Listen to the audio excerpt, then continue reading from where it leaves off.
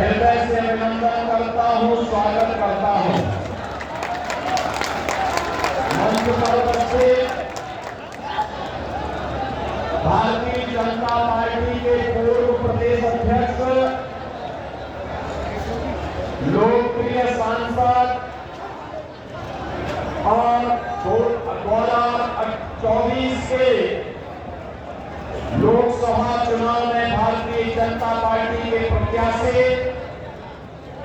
Doctor Mahendra Nath Pandey ji,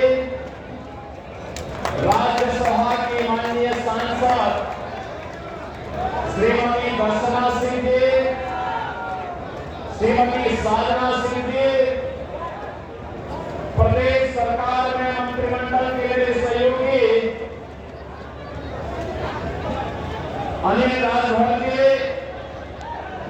माननीय विधायक श्री सुशील सिंह जी, माननीय विधायक गणेश जायसवाल जी, माननीय विधायक कैलाश सरवाल जी, माननीय विधायक त्रिभुवन राम जी, मंच पर उपस्थित लोकसभा के प्रभारी ओंकार केसरी जी, संयोजक सर्वेश कुशवाहा जी, सुहेलदेव राजभर पार्टी के अध्यक्ष बबलू राजभर जी, भारतीय जनता पार्टी के जिला के अध्यक्ष श्री काशीनाथ सिंह जी, जिला प्रभारी श्रीमती अनामिका चौधरी जी, निषाद राज पार्टी के श्री अरविंद कुमार भिंड जी, अपना दल के नारायण पटेल जी, भारतीय जनता पार्टी के मेरे सभी उपस्थित बहन और भाइयों, चंदौली की मेरी उपस्थित सभी जनता जनार्दन, मैं आप सबको इतनी भीषण गर्मी में भी पूरे देश की आवाज के साथ अपने आप को जोड़ने के लिए हृदय से स्वागत करता हूं। बहनों भाइयों, अब तक 5 चरणों के चुनाव हो गए हैं, आज 6वां चरण हो रहा है और आज 6वें चरण में देश के अंदर जो उमंग है, उत्साह है, जो पहले 3 चरणों में लहर थी, आज वह मोदी की सुनामी देखने को मिल रही है। चारों ओर एक भाव है, लोगों के मन में एक ही भाव है, एक ही भंगिमा है, एक सुर है और एक ही नारा गूंज रहा है और वह नारा है फिर एक बार मोदी सरकार, फिर एक बार मोदी सरकार और अब की बार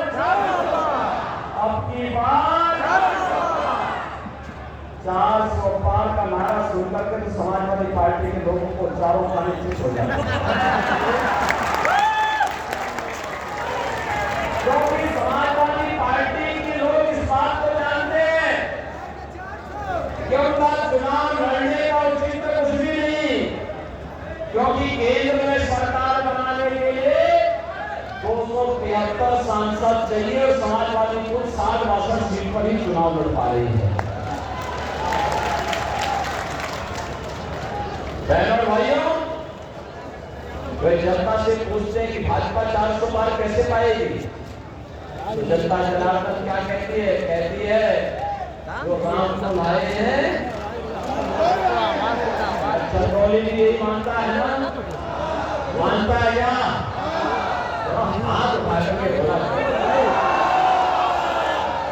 है ना, मानता है ना। और इसीलिए जनता जनार्दन में जवाब देती है, कहती है कि राम भक्त ही राज करेगा दिल्ली के सिंहासन पर, और समाजवादी ठहरे रामद्रोही। समाजवादी पार्टी के सारे गिरते तो रामद्रोही है। आप बताओ, राम भक्तों पर गोली चलाई थी कि नहीं चलाई थी? और राम जन्मभूमि और काशी में संकट मोचन मंदिर पर आतंकी हमला करने वाले आतंकवादियों के मुकदमों को इन्होंने वापस लिया था कि नहीं लिया था? यही अखिलेश यादव हैं, जो समाजवादी पार्टी के अध्यक्ष हैं। मुख्यमंत्री बनते ही सबसे पहला फैसला इन्होंने आतंकवादियों की मुकदमों को वापस लेने का लिया। बहनों और भाइयों, ये लड़ाई तो राम भक्तों और राम द्रोहियों के बीच में है। राम द्रोही जो विकास का विरोधी है, गरीब कल्याणकारी योजना का विरोधी है, राम द्रोही जो आतंकवाद और नक्सलवाद का समर्थक है और माफिया का शागिर्द है। और राम भक्त कौन?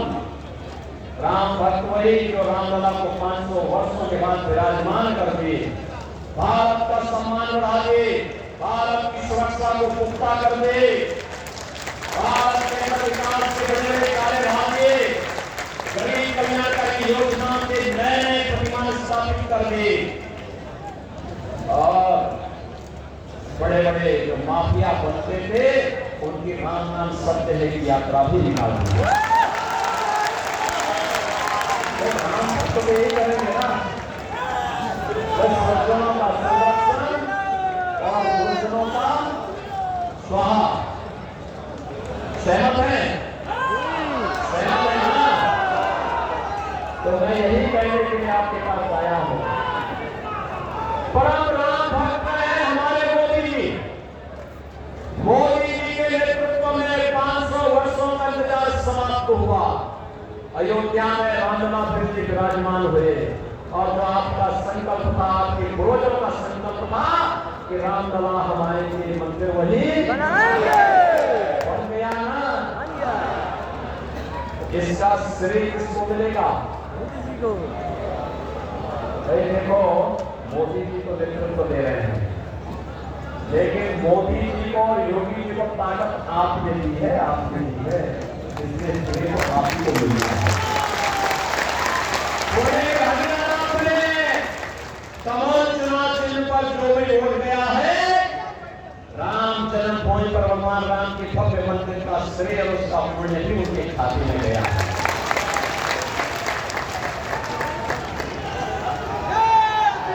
और मोदी जी के नेतृत्व में दुनिया के अंदर भारत का सम्मान किस कदर बढ़ा है। आज दुनिया भारत को सम्मान की निगाहों से देखती है।